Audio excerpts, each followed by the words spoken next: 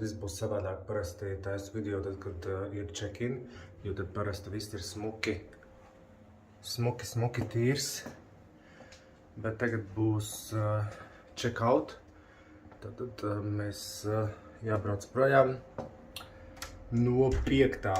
viesnīcas. Tātad viena ceļojuma laikā. Šī ir 5. viesnīca, būs vēl viena, 6.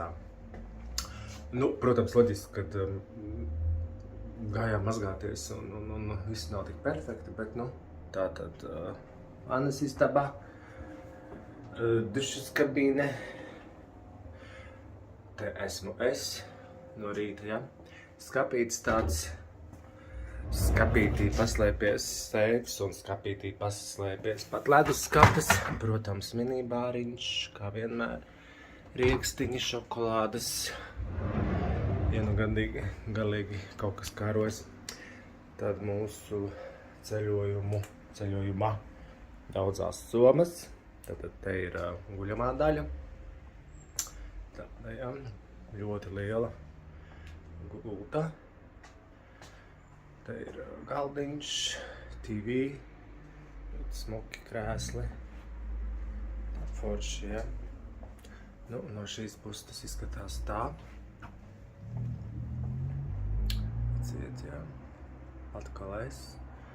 Pie gultas spogulītis. Ļoti plašs numuriņš un, protams, balkons, un man ir jāliek priekšā roka, jo es neko neredzu.